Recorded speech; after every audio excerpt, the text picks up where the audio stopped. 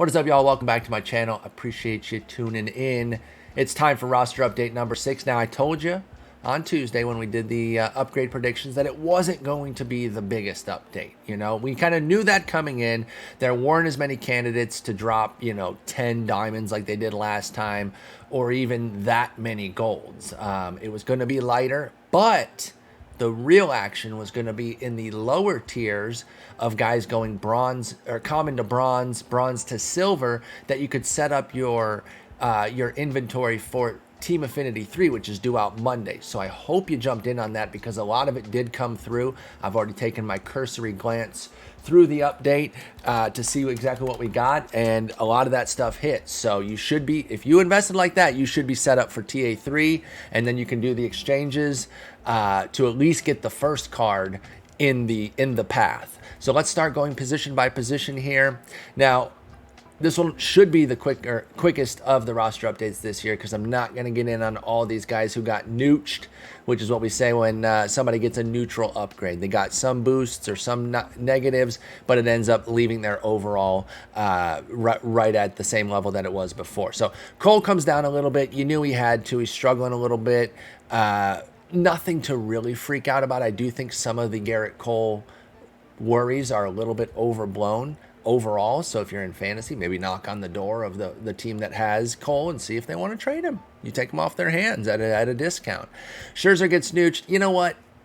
Give Scherzer a -10 just for giving up a grand slam to a reliever. That really pissed me off. I have Max Scherzer on my biggest fantasy team. It's called the NFBC Main Event, and that was a real kick in the dick, dude. That sucked. I hated that. Brandon Woodruff goes up 1. Darvish, Bueller, Ohtani. Ohtani was not even neutched on his pitching. He got some offensive upgrades, I presume, which we can't access here, so we'll just assume that his offensive numbers are completely off the charts right now, but they don't affect the overall of the card. That's why it doesn't move. Peralta and Mosgrove get neutched. Now, I will focus a little bit on Peralta and Mosgrove. We talked about Peralta on the predictions channel, on the predictions video, and the simple fact was that if they were looking at it based on since the last update, he did not deserve to go diamond.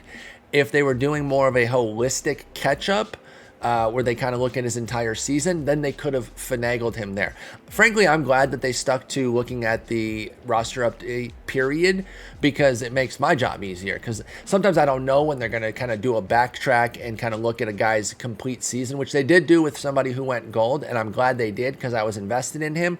But I wasn't able to pass that info on to y'all because I didn't know that they were going to go do this for him, and I'll get to that guy in a moment. But Peralta did not deserve it this time. I thought that was pretty clear. He'd been walking more guys than he had at any point this year, and that's his biggest area of opportunity right now, so we will continue to stay very focused on that. Joe Musgrove might be a real spin rate type guy where the new crackdown seems to be hurting him, at least based on the early returns since the crackdown. So I would be careful investing too high on him going diamond. I would buy the dip on Peralta. I'd be a little bit more cautious on Musgrove personally. Julio Urias, Morton, they get neutched. Rodgers and Ray come up a little bit. Giolito goes down. You know why Giolito went down? Because he has to face the Tigers, baby. And when he faces the Tigers, it's all over. But can you really hold that against him when an elite team beats you? Are you really holding that against him? SDS, give him a little bit of leeway. It's not like he's getting beat by a garbage team like the Yankees. It's the Tigers that are putting it on him. You should give him a little bit more cushion there. But I understand you got to move him down a little bit, whether it's against a trash team or an elite team like the Tigers. Dinelson Lamed is on the verge of losing gold, but I believe he's on the IL right now, so he should stay safe there. Not that anybody's invested in him or anything anyway.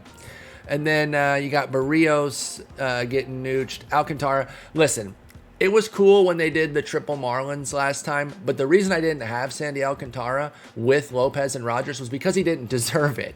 And far be it for me to say that I know more than them at SDS, because I don't. They do an excellent job with the roster updates, but that one was a little bit of a head scratcher, and I wonder if they kind of They kind of pushed it a little just so that all three could go at once, but it really wasn't there from what I was seeing, particularly because he doesn't strike guys out. Not that Alcantara has been bad this year. He's been quite excellent.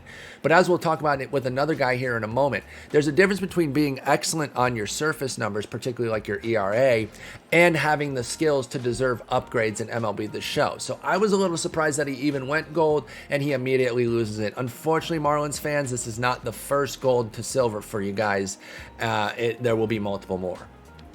Zach Gallen goes down. He just hasn't been right this year. I'm actually nervous that the D-backs are going to just shut him down for the rest of the year and say, we're going to bag it. We're having a bad season.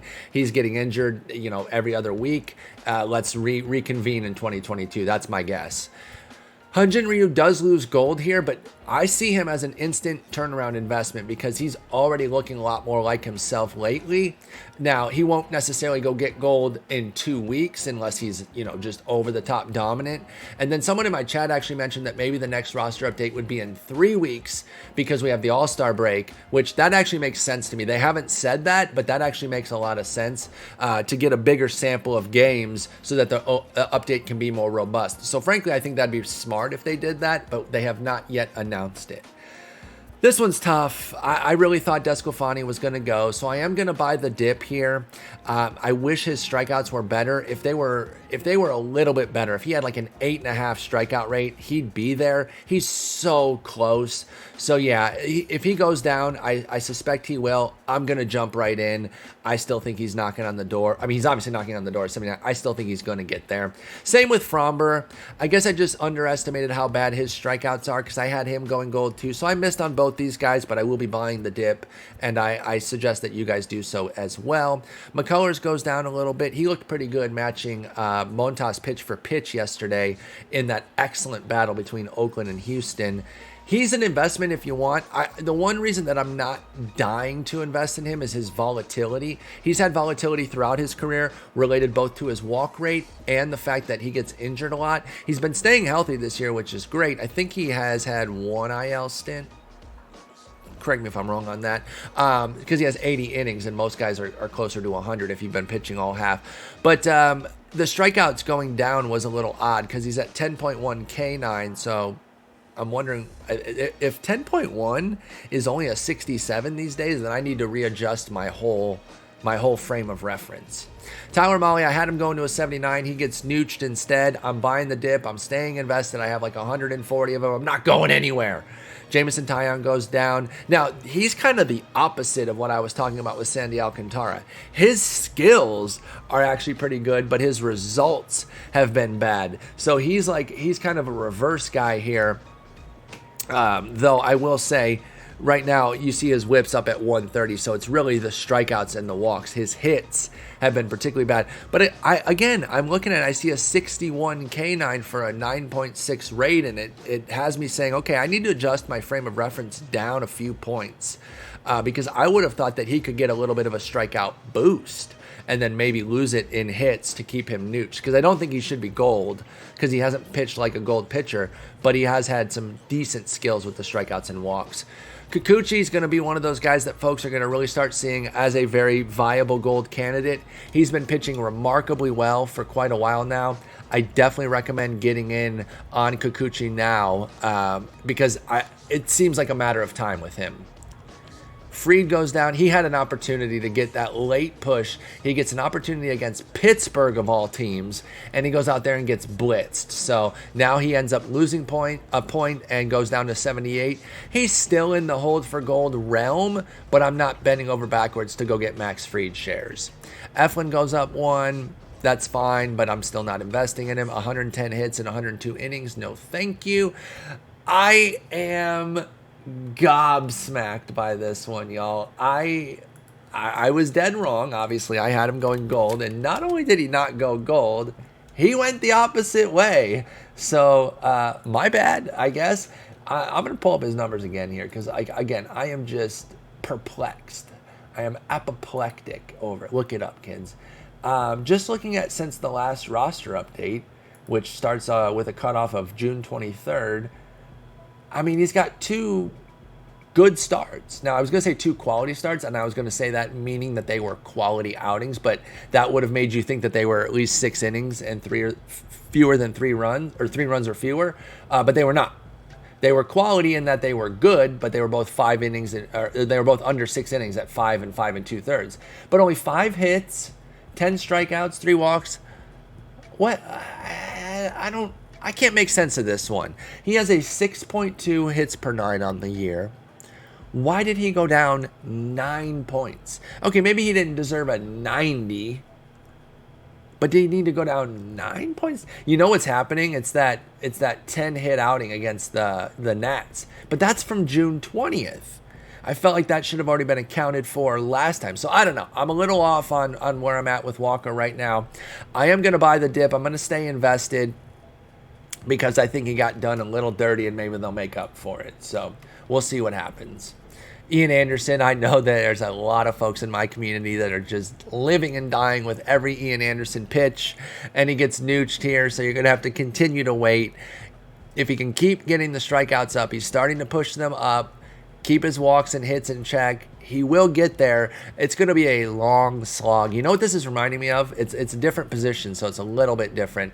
But this reminds me of the Chris Davinsky grind from a few years ago, and some of you old heads will remember how we did and how long we had to wait for Chris Davinsky. And with relievers, they only pitch like 3 to 6 innings between a roster update. So where, he has one bad outing where a couple of BABIP singles get through and we're like, oh my God. By the time that he finally got gold, there was more than one person in my community that had tweeted me that they had 1,000 shares of Chris Davinsky. So the Ian Anderson is starting to feel like that, where people are just adding more every time he doesn't get it. And that when he finally gets there, if he does, but I think it's when, somebody's going to have like 1,000 shares. It's going to be nuts. Jake Odorizzi, this was a big miss on my part, and I'm so sorry I didn't prepare y'all for this one. This was such an easy one because he was a bronze only because he went to reliever, and moving back to SP is the reason he got a 5-point gain. Yes, he got a little love here on his hits and his BB, but he lost it on his Ks. So it's not the update. It's just moving RP to SP, and I didn't see that his price had bottomed out. I didn't even see that he was there, so I just missed it, and I'm pissed because that would have been a real sneaky one for us to get for our team affinity investments. Marcus Stroman goes down. This is the guy I was talking about with the Sandy Alcantara thing. Kyle Gibson goes +1, and I know he's an all-star, and I know he's got a 2.29 ERA, and he's been one of the best pitchers in the American League. That is absolutely true.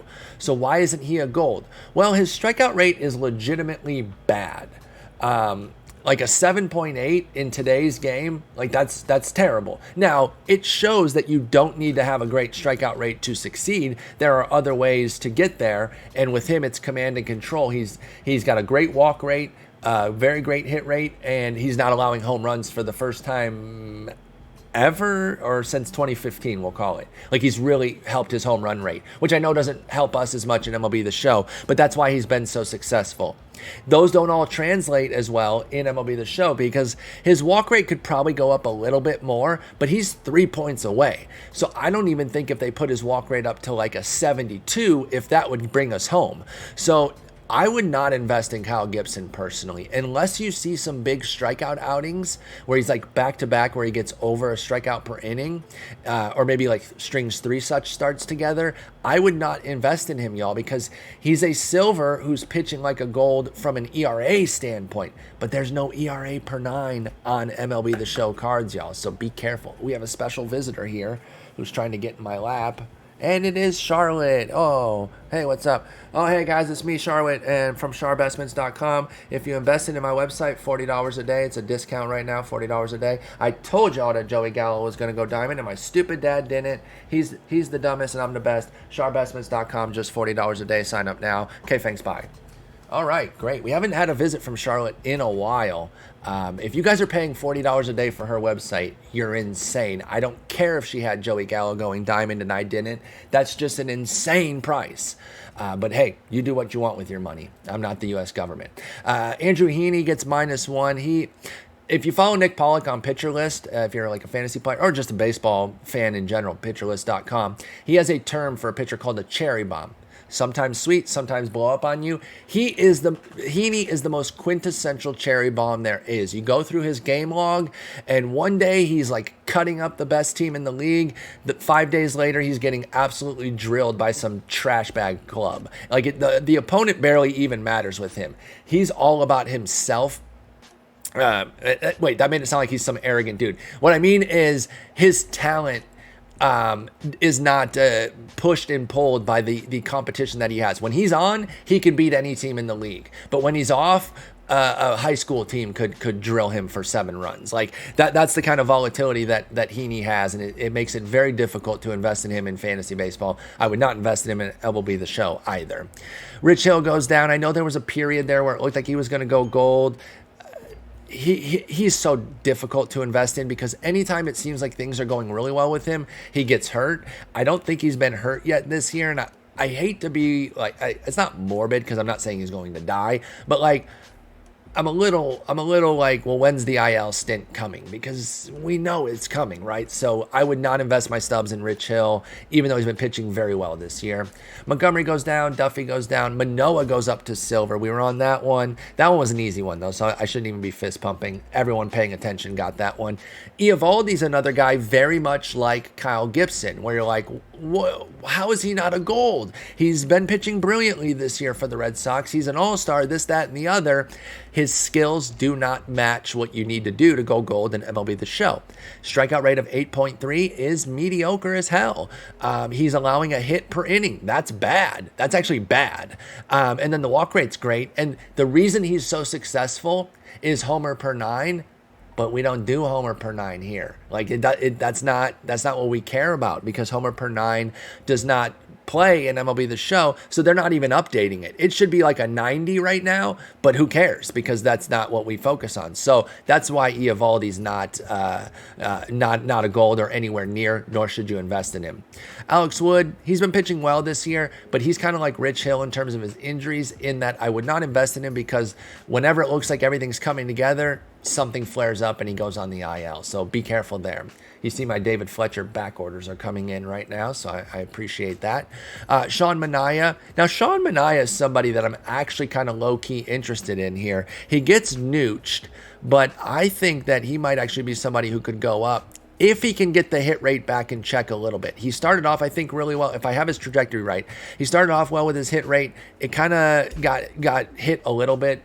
Not that's not even a pun. That's just not knowing how to do better sentence structure. But he started to give up a few more hits, but the strikeouts are better than they've ever been for him. I think 56 is a little light for the 9.4 strikeout rate. So Manaya is someone I'm keeping a close eye on. I'll check his price later today. I might start investing in him a little bit. On talent alone, I would tell you to invest all your stubs in Marquez, because he is a gold pitcher who pitches in a common ballpark, because that ballpark is hell on pitchers. So don't invest in him because it's too scary. Like, he's 4 points away right now. He's not going to get traded. That's what they said, at least.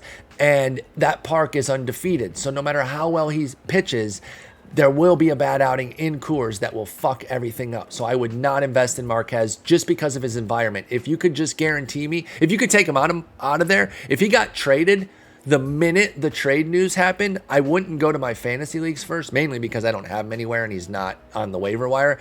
I would go to the marketplace on the Show Nation and invest all I could if he got traded out of Coors, because he'd be a gold like 2 weeks later. But that's not the world we live in. So unfortunately, Marquez needs to be content with being a silver. Blake Snell goes down another one. He's still a god. Louise Castillo gets boosted. I think Louise Castillo has some hold for gold love, has some hold for gold upside there. I'm going to exchange my shares that I got bronze for silver, but I do think there's some big upside here. He's been pitching so much better the last month or so. He seems to have really found his groove. Now, he's got a lot to make up for because the start of the season was brutal for him. So it's not going to be quick. It's probably going to take one of the next 2 updates. which means it could be upwards of 5 weeks if they do the 3-week thing that someone in my chat suggested, which again, I think is a really good idea. So that's a long time. If you don't want to do a long-term update or investment, I understand. But those of you who like to do long-term and are patient, I still think Castillo has some upside. Because like next update, if he keeps pitching well, he'll go to like a 77 or 78. And then the update after that was when he would go gold if he continues to pitch like this. But there's nothing in his game right now and over the last month or so that tells me that he's going to go back to the guy that we saw in April and most of May. Domingo Armand goes down. Kaprelian goes silver. We were on that one. Same with Caleb Smith. I did have Gilbert getting the silver. He didn't quite get there. Yesterday's brilliant outing against the Yankees barely counted because, again, bad team. You can't really do anything about that. But it didn't count because the update was already closed. It will go into the next update. He seems like a silver lock. I would say get in now for hold for gold. And I still will say that, but I would be cautious on the one thing, innings. We're going to start seeing these young guys have their, actually all guys, I think even veterans are going to be susceptible to it. After the pandemic season, nobody got more. I think DeGrom led the league with like 75 innings or something. So nobody got a huge workload. So guys like Logan Gilbert, they're going to be peeled back a little bit. And I think that's the one thing that could stop him. So be careful. This is a modest hold for gold in recommendation. If it were on pure talent alone and there were no innings caps to worry about, I would say hold for gold, go ham. But because they could slow him down a little bit, be careful. The one thing is, though, they're kind of fringe contenders right now, and they might not be able to peel him back too much. He went really deep in that game yesterday. He's looked so good. He started off a little rough. People are like, oh, here we go again, another rookie who's not kicking ass the second that they get called up to the majors.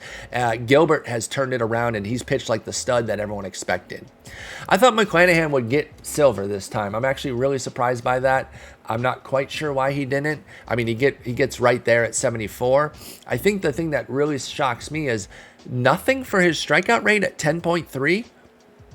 Again, I know it's been a common theme here that I'm saying I have to readjust my thresholds because I would have thought a 10.3 would at least get you into the 70s. So I'm still going to say save for silver easily with McClanahan. Same sort of caveats apply to him as far as getting his innings limited, but it won't hinder him from getting silver. It just might hinder him from getting gold. Marco comes down. Cease goes up. I had Cease going silver too. Okay, now I am pissed, okay? I put that in quotes. I'm not really pissed. An 11.5 K9 is not a 66 K9. There's no way. There is no way that that's what that is. I'm just gonna ask. I'm just gonna talk with them a little bit. I'm just gonna ask and see what's up because I want to make sure that my expectations are properly set, and I just don't see how an 11.5 is a 66, especially if a 10.3 is a 67. Now, 9.8 being a 61, that's fine, but there were some other guys that we were looking at. So I think he's being done a little bit dirty on his K9 here, and he should get to silver very easily next roster update. Joe Ross would have been a save for silver because he's been pitching so well, but he just hit the IL. I actually had him getting silver this time, but he didn't get any love on his strikeout rate either. A lot of guys with big strikeouts just didn't get any love, and so it kind of messed up some of my picks, but that's okay. Things happen. Nick Pivetta goes up 1. Tariq Skubal only goes up 1. He too, I'm not going to say the same thing, but you see the strikeout rate, you see the K9 that he has, it needs to go up. I didn't have him going silver. I actually had him getting to a 74, but that's still lighter than what they ended up going on him. Patrick Sandoval gets +2 for rehab position change. Cole Irvin, Griffin Canning. Zach Thompson goes up to a 69. Let's go. This was one of our big common to bronze jumps. I had him going to a 70. I'll take 69. I bought a crap ton at single digits, a few others at very low double digits. Hopefully you got in on this Zach Thompson beat because there's your NL East TA3 exchanges done. I mean, some of you got like 400 of Zach Thompson or Anthony Bender, who we'll get to at relief pitcher. Matt Moore gets a position change, Flexen, Arrieta. Arrieta, like this is too high. A 68 is still too high for him. He's been so brutal lately. He should be like a 7. A 7 overall. Kyle Muller goes up. He's going to be right back after the break, by the way. If you saw that he got down, sent down and you're like, oh, no, why did that happen? I need to cut him in my fantasy league. Don't do that. Hang on. He's going to be right back. This happens with some young players so they can keep them on the every 5th day schedule in the minors, or at least get them a few relief innings too. Sometimes they don't start, but they just throw a few relief innings, but it's just to keep them on a schedule. That's exactly what's happening with Kyle Muller. He will be back. Poteet, Lester, Bettinger, blah, blah, blah. This is Tyler Miguel's brother, by the way. You see him down here. The brothers are in action now. Now, I kind of thought Miguel, now I didn't have him on my list, but I kind of thought he'd get more love for what he's done. And all he got was a position change love. So maybe next time around, he'll get a boost because he's pitched very well. And he pitched so brilliantly. Was it against Burns? Or Woodruff. It was Woodruff the other day, and that was really, really nice. All right, any new starters of note? Not really. I don't even know. Some of these are fake people. There's just, I cannot be convinced otherwise, okay? Carson Teal, that's not a person. Stop it. Nobody's named Carson Teal. Jason Alexander, that's fucking George from Seinfeld. Get out of here. SDS, I'm on to your games, okay? You're just making up players. Karinchak gets nooched. Chad Green gets +1 and got a hot little diamond tops now. Pomeranz -1. Lugo down. Trevor May gets nooched. I had him going gold. I overestimated it, I guess. I'm going to buy the dip. I'm staying bought in on him. Damn, Tepera. Oh, man, they did Tepera dirty. My man's gets hurt. And they say, you know what? We're going to jab you on your way out with a little -1. Let me check Tepera real quick. Why did he get downgraded? What? I know he got hurt, but I know he pitched a little bit within this roster period. Oh, wait. He got his ass kicked. Okay. So this is a little bit of a, I understand, but I wonder if they could show some leniency with it based on the fact. So his last 2 outings before he went on the IL, he got absolutely crushed. But I think you could make the case that he was hurt in those outings and maybe don't ding him for that. I mean, it's a -1. It's not the end of the world. If he comes back healthy and pitches the way he was, he'll be gold in a snap.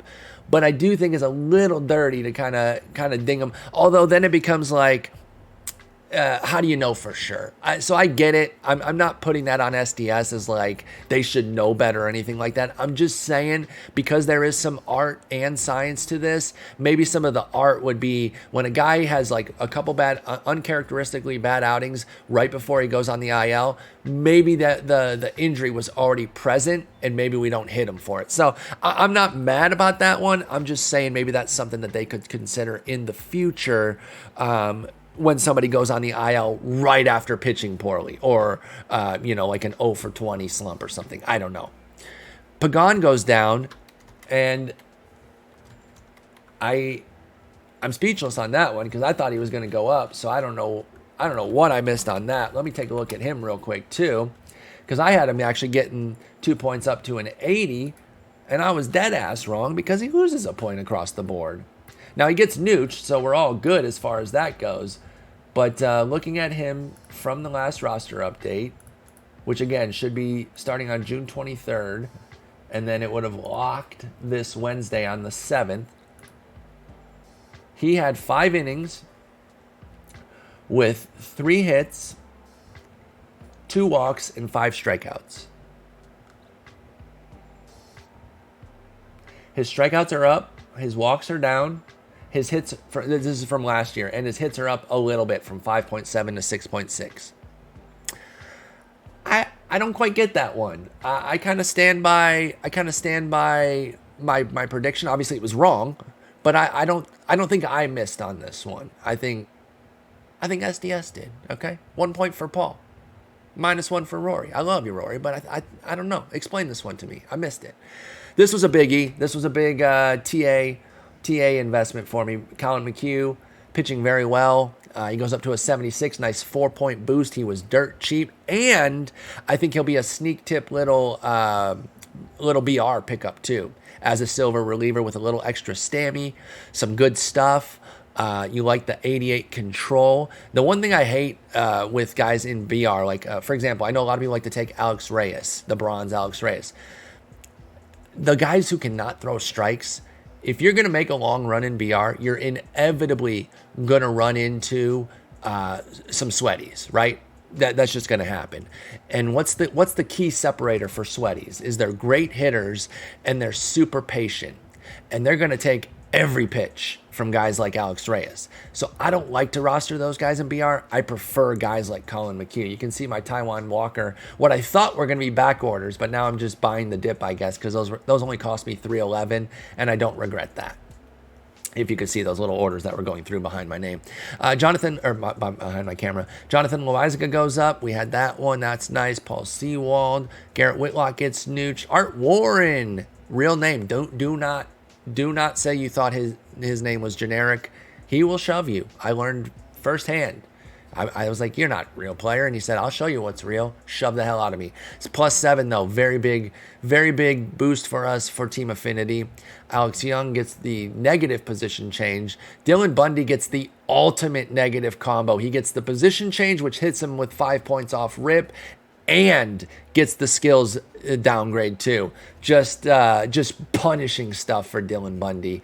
Nasty Nestor and Anthony Bender. If I could summarize the update with a couple players, it would probably be Zach Thompson, Anthony Bender, and Nestor Cortez Jr. 3 guys that a lot of people don't even know, but this is what I was focused on. I had over 100 of all 3 of these guys because I really wanted to set up my team affinity stuff. And Cortez and Thompson specifically were amazing flips all week. They were like 90 buy now, 10 sell now. So you could just be flipping like crazy and making a bunch of stubs off of them. So they both get the healthy upgrades. And I think both of these guys are BR viable now too for the back end of your bullpen, right? But we know with stamina in BR now, the back end of your bullpen, sometimes you got to use it. Unless you're really awesome, which I am not, and you can just, get people to quit by hitting 3 home runs in the first inning a bunch. I always have to play the full game because I don't crush people. So I need the back end of my bullpen to be solid there because my aces are going to eventually get tired. Josh Fleming gets the negative position change.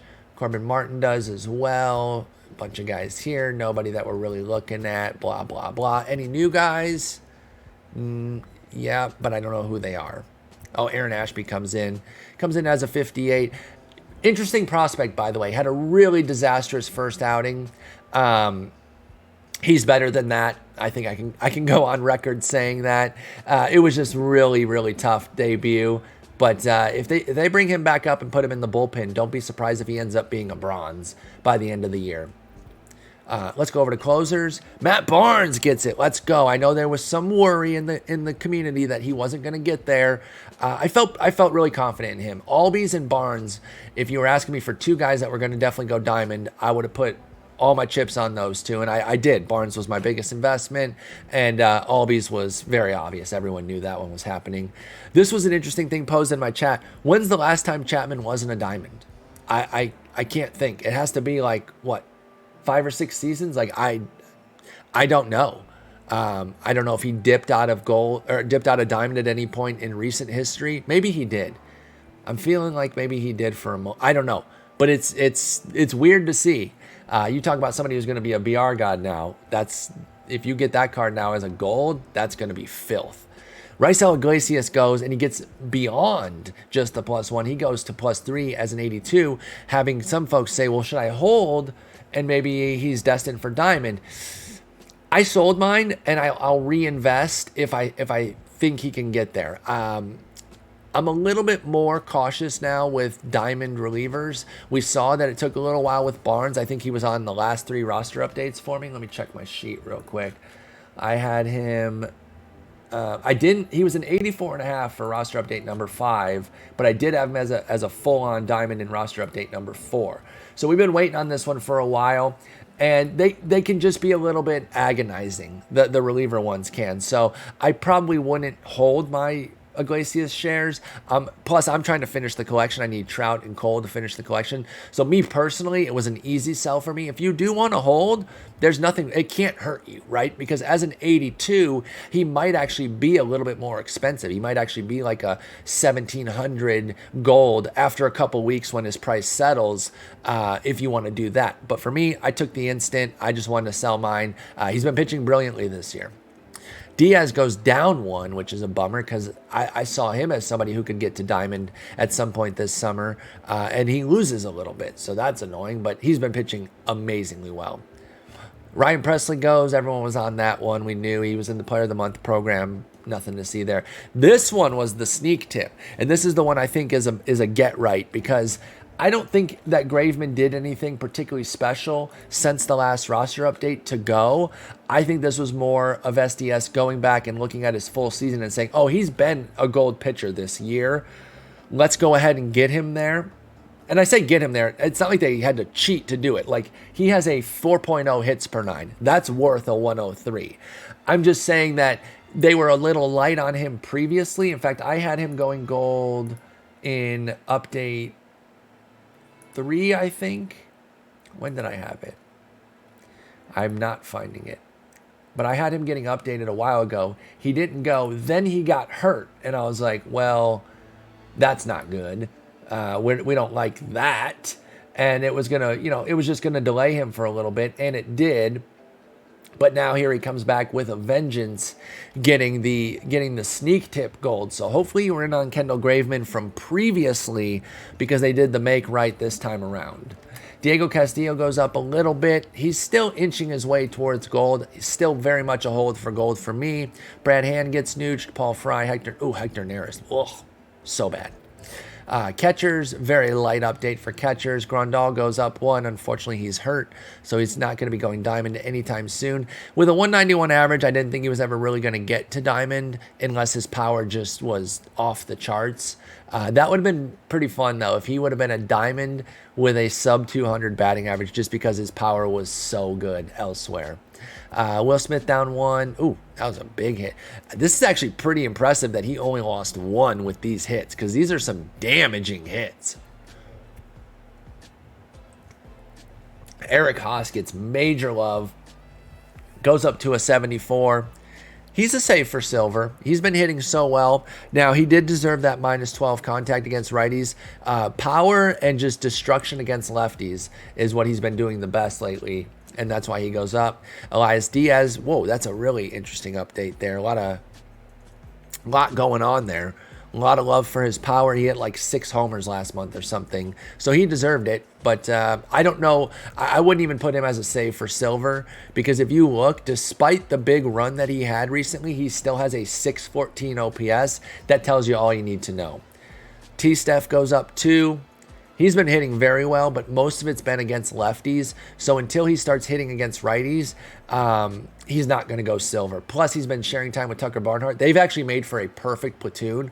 Barnhart's killing righties, Stevenson's killing lefties, and they'll probably stay that way for the foreseeable future.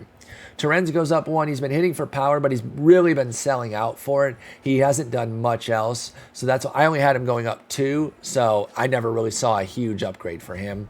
Ooh, a bunch of new catchers. Robinson Chirinos is back. Let's go. So is John Hicks. John Hicks has like 4 homers in like 9 seconds so far this year. It's been wild. A lot of veterans coming back. Brian Holiday, Wellington Castillo. Chirinos, we have that flashback card, which is great, but his live series is great as well. Take that in BR anytime you can. You will not regret it. All right, very easy catchers. Let's move over to first base. Vlad finally goes up to 90. We've been waiting on that one for a while. I don't really do the diamonds going into 90 investments anymore because I got burned a few times, and it's too expensive an investment to mess around with. But if you did, hats off to you because I think Vlad's already at 10K, and he'll probably continue to go up. But now Vlad was like kind of an easier one, but like Matty O, I know people were in on Matt Olson. He didn't go, so that price is swinging back down. It's up to you. If you got a thicker bankroll, you can do it. But for me, I'm just going to pass on it personally. -1 for Frederick, understandable. +2 for Muncy. How great has Max Muncy been this year? I know the batting average is coming down, but even 267 for what he's been doing in previous years, that's still very good. Now, I know a lot of y'all are pissed on this one, but I will say your anger is misplaced. Like, you're just wrong.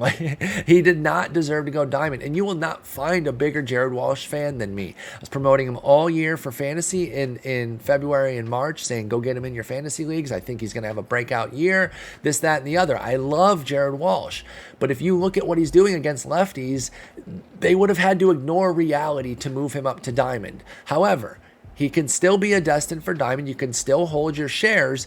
You just got to hope that he gets better against lefties. He doesn't even need to be that much better. He just needs to be not awful. I think he has like a 610 OPS against lefties right now, and that's really bad. +1 for Petey. Joey Votto goes. Big jump for him up to the 80. And we're sitting here now. I love what Votto's doing.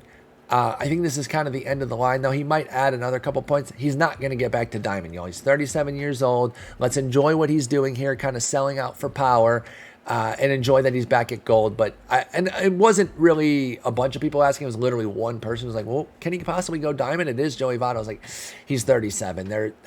I don't see where he would get 5 points. His batting average isn't good. He's not doing that well against lefties. Let's take our gold, be happy, and get the hell out.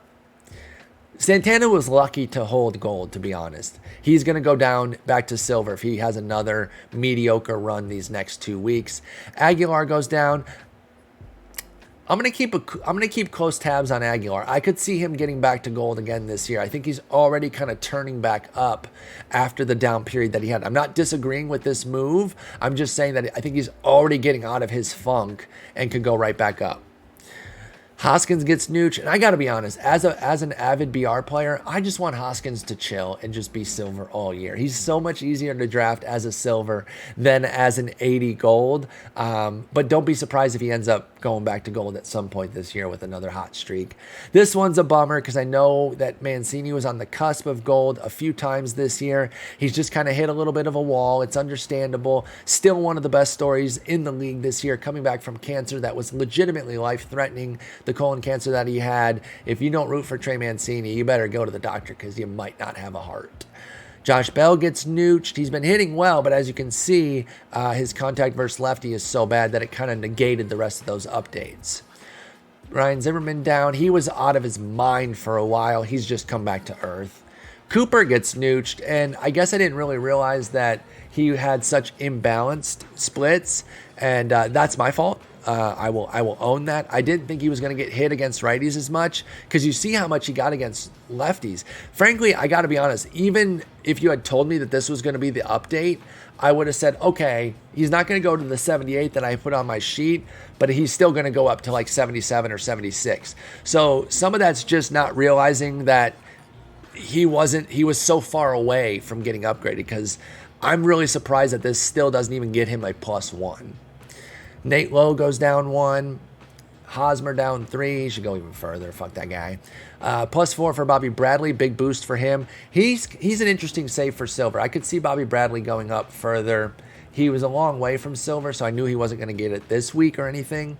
But if he keeps hitting for this power, he'll get to silver at some point this summer. Gavin Sheets, another big boost. He had another one of our micro investments. They went even higher than I said. I had him going to a 66. They said, all the way up to a 70. This is awesome, dude. So hopefully you got in on the Sheets, because he could pretty much take care of all of your AL Central TA exchanges if you got enough. I mean, you'd have to get a few hundred, but still, he's going to be the bulk of my AL Central exchanges without a doubt. Andrew Vaughn gets +2. I had him going +4. I oversold it a little bit, but I still really like Andrew Vaughn to have a big summer. Dietrich is back. We love that because you know that you can put this card on your bench in BR and he's still going to hit mad homers. This is not a real last name. I refuse to believe it. Frank Schwindel hit his first Major League homer. Congrats to him. Albies was an easy diamond. We knew that. Semien gets nooched. A lot of nooches here. Nooch. Fletcher +1. Now, I didn't have this one, and I just didn't realize that he was really hitting a bunch. And on Tuesday night, as I'm doing the roster update, chat was like, oh, did you see David Fletcher had a 4-hit game? And it's like, it was just kind of the cherry on top that moved him up to gold. So pardon me on missing this one. I wish I'd had you all better prepared for it, but it kind of snuck up on me.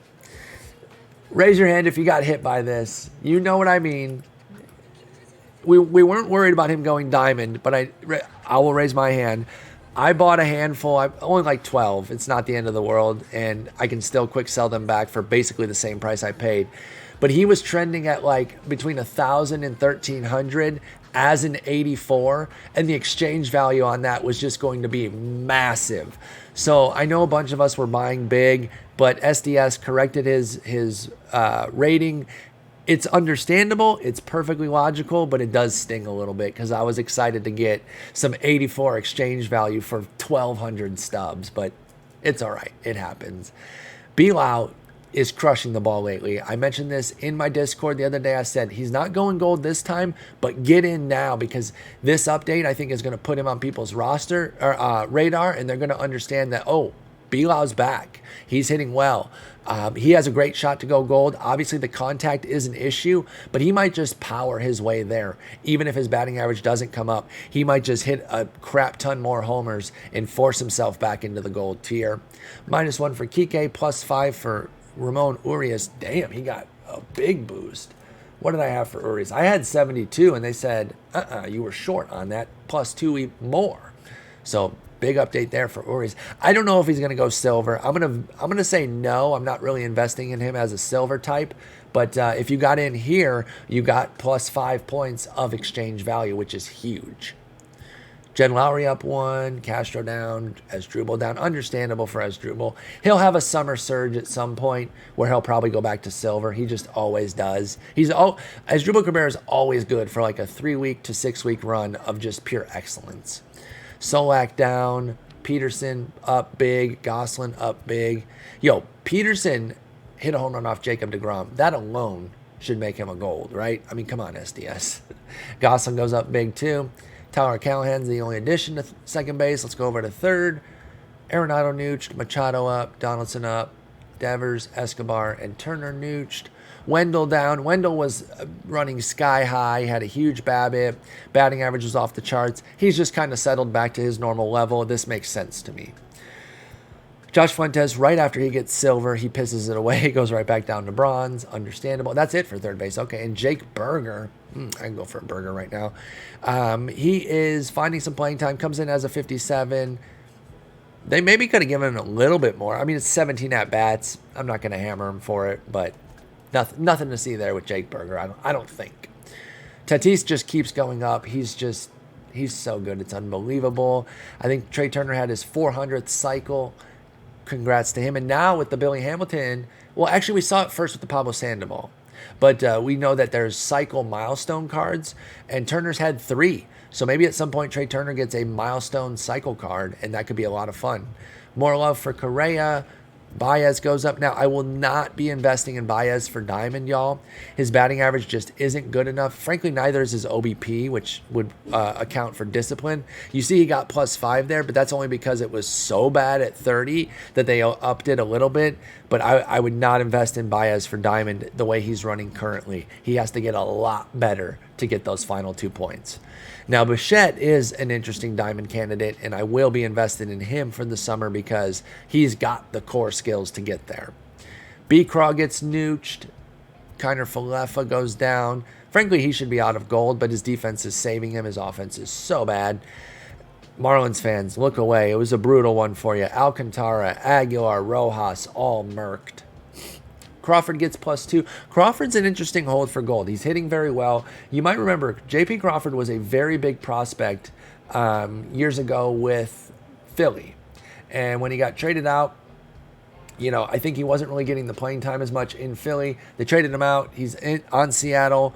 And he's finally coming into his own a little bit. I say finally. It's not like he's that old, but it took a little bit. He fell off the radar a little bit to where people maybe weren't paying as much attention to him. He's only 26. It's not like he's some old man, but he meandered for a little bit, and he looks like he's having a breakout season. Now, can he get those final 2 points for gold?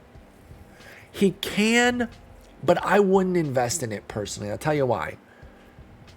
He has a sub 400 slug.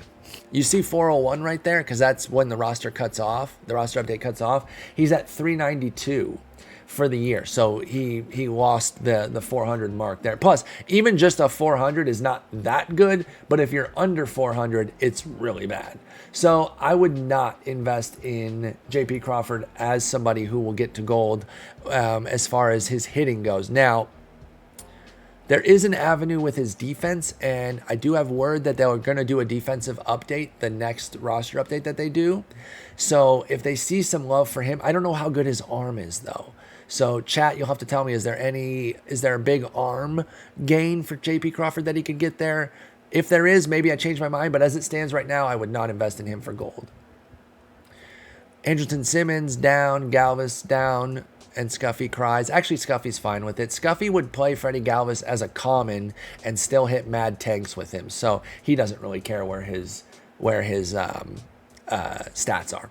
Willie Adams goes silver. We've been waiting for this one. He's been amazing with Milwaukee. I do see him as a very interesting, excuse me, I'm battling a little head cold here. I do see Adames as an interesting summer gold candidate. We're still talking like 2 full updates away from that, though, because he's 5 points away, right? So I wonder how much they will look.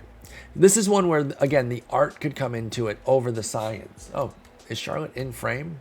Oh, not quite. She just came in here. She wanted to get some attention, so she just came in to be in the office. If they look at how he has played with Milwaukee only, and they say, okay, this is a different player now that he's gotten away from Tampa Bay. So maybe we'll put a little bit less weight on his Tampa Bay numbers and maybe boost him a little bit quicker than normal. They could do that. Now, I'm not saying they have to. That would be something that's like, kind of a case-by-case thing. He was brutal in Tampa Bay. He literally could not see the ball. I've mentioned this a million times. You probably heard it. Even before I mentioned it, he talked about it on a podcast with Tyler Glasnow and Chris Rose. Literally couldn't see the ball there. So his home road splits as a Ray were disgusting. He was a legitimate all-star on the road and barely a major league player at home. Well, now that he's gotten with Milwaukee, he's hitting 290, 372, 543, which is a 915 OPS with 9 homers, and he's even chipped in 2 steals. He's an easy gold as just a Milwaukee player. Bottom line is, I'm going to exchange a bunch of my Adamises on Monday for the NL Central. But once I get all the exchanges done, I'm going to start reinvesting in him as a gold candidate, and I think you should too. Paul DeJong goes down. Still a silver, still good for BR. Oof, Gleyber Torres, look away, folks. That's graphic content. We cannot look at his roster. We cannot look at his statistics. They're too bad. Brendan Rodgers gets +4. Brendan Rodgers, talk about a prospect that's kind of finally coming into his own. It's Brendan Rodgers. I think he does make for an interesting save for silver. Maybe the next homestand he goes off one at home. Because one thing I do like is SDS doesn't try to neutralize Coors numbers and say, oh, they don't count as much because they're at Coors, because that wouldn't be fair. So the next time they get a 10, 14 game homestand, hopefully Rodgers can go off and then he'll become a silver. Marwinito goes down 3. It's totally justified, maybe even further, because he's been hitting so poorly for Boston. Urias gets nooched, which is a little bit of a bummer. I thought he could get some love. Actually, I didn't have him for an update. Never mind. It was Ramon Urias who I had. But he's actually been hitting pretty well for power, as you can see. But his vision is what really cost him here from getting any sort of update. He's a deep save for, he's a fringe save for silver, because unless he fixes that K rate, it's all going to come down to that power. I do like him as a real life player, but I wouldn't really see him as an investment. And Tyro Estrada, we talked about him during the roster update, and he goes up 3 to a 66. So there you go, another Team Affinity. Cool phrasing, Paul. Another TA update indeed. And then you got Escobar, Rivas, Avilas Jr., Fermin, Graffinino. Is this Tony Graffinino's kid? If it is, I'm old as dirt. Let's move over to left field now. JD goes down, Winker down, Alvarez nooched. Schwarber gets there. We had that one. Now, this one, he might have gotten it no matter, but the reason I really thought that they would kind of hope, again, when I say, push it, I certainly don't mean what they did with the Lightning card, which is completely ignore reality. I don't know how he got those verse left numbers on the Lightning card. I'm not mad. It just makes it a lot harder to predict these things when they just ignore that he was terrible against lefties and make that card a beast. But hey, I'm not mad because that card is dope as hell. But the reason I thought that they would kind of push to get him to the gold here is because he's hurt and he's going to be out for a very long time, unfortunately. It's not that he doesn't deserve it. I just thought that they were going to give him all the juice that he deserved instead of like moving him to a 79 and saying, okay, if you do it for another couple weeks, we'll get you to gold. They say, you know what? Let's give him all the juice we have on the tank for him, and then let's see what happens when he comes back. Not that he's going to go diamond, but now you got your gold Schwarber. I know some of you BR folks are probably bummed about this because now he's a gold instead of a silver, but he did deserve it. He had an amazing month. Tommy Pham gets +1. He's just not hitting against lefties, it seems. Gurriel gets nooched. Keep an eye on Gurriel for a summer gold. I still love Gurriel. I was big on him coming into the season. He got off to a truly dreadful start, but he's back. He's been back since about mid-May, and I think he could go gold. Meadows gets nooched. McCutchen nooched. Pinder. Wade gets +8. Like I said, I undersold him. I was talking about this before we started recording. Man, I thought he could go. I thought he'd go up big. I had him to a 69, and he goes 2 points beyond that up to a 71. Very big. So if you got a bunch of Estradas and Wades, then damn near all of your NL West affinity is going to be done because they were just so cheap. And Gamble goes up, and Clutch Silver is very happy. Jacob Pearson, Zach Zenner, and Vince Fernandez are the new guys. Springer gets nooched. I think I had Springer as an 84.5 for a reason. I didn't quite think he would get there. I was like, if they want to make it a better update than the metrics kind of have, they could push somebody like Peralta or Springer to diamond, but I didn't think that he inherently deserved it. So they don't give it to him, they nooch him, and that makes sense to me. Same with Grisham. I had him actually going to an 84 instead. See, this is another thing. Like, he got an update, but it wasn't enough to push that next number, which is fine. This just means now, to me, that he's probably very, very, like, he's basically like 83.9 and they don't round up or something, or 83.45 if you want to, or 44 if you want to say it that way. But, yeah, I think we definitely have to see what's going on with Grisham. We got Reynolds +1, Mullins nooched, Tapia down. Tapia lost that gold real quick. Hayes, Braley up big, Naquin down, Straw, and then Hap. Hap's another look away. It's not good, y'all. It's not good. And then we'll go Aaron Judge here, -1. Betts -2. Gallo up to diamond. I did not have this one, okay? Just a flat out miss. I knew he'd been doing well. Obviously, he's been playing brilliantly. And this is just me. I'm going to reset my average expectation, my batting average expectations, because, you know, one of the biggest issues, or his only issue has been the batting average, right? We know he gets on base. He hits for amazing power. And, like, I knew he was hitting better, but I didn't factor in that league average has come way down. So the fact that he's hitting 240 kind of balances that up, and then all of a sudden he gets +4 to diamond. So that was a fat miss on my part, and I own that one. But if you were in on Gallo, well done. And I guess if you subscribe to Char's website and pay $40 a day like a psychopath, good on you. Harper and Castellanos get nooched. Adolis goes +2. Now, there is some question like, oh, is he going to go diamond? I won't say it's impossible, because it's not. He has been so much better than I thought. Like, when he hit that first hot streak, I was like, oh, we've seen hot streaks like this before. He'll come back to earth. It's Adolis Garcia. Well, not so fast, because he has held very strong for this entire first half. Can he go diamond? Yes. Will he? I'm still going to bet against, but not as aggressively as I would have a month ago, when I was thinking that he would kind of have a better chance of going silver than diamond. So be careful if you invest in him, but he's probably cheap enough that you can do it without hurting yourself too much. I originally had Renfroe as somebody who was essentially like a 79.5 in my head, and then on the day I did the roster update, we saw that he had an inside edge of +1 against righties, and that made him gold. And I immediately said, okay, well, he's definitely going gold then. There's no way. If it's that close, then he's definitely going. Grichuk gets nooched. Avisal Garcia goes up 1. Very much a hold for gold. I had him going gold this time. He doesn't quite get there. That's a pretty big update to only go up 1, but that's just where he's at. He's probably right on the cusp now. Duvall goes up 2.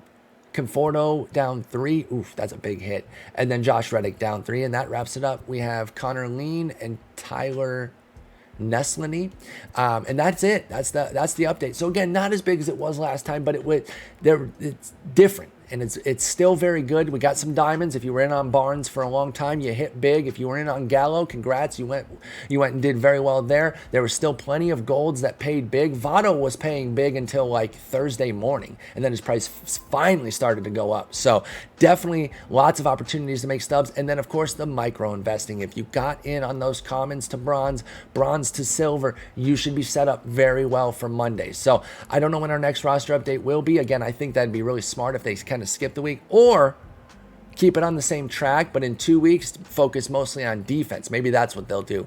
But either way, I'll get you prepared for that. Stay tuned. Thank you so much for watching. Peace.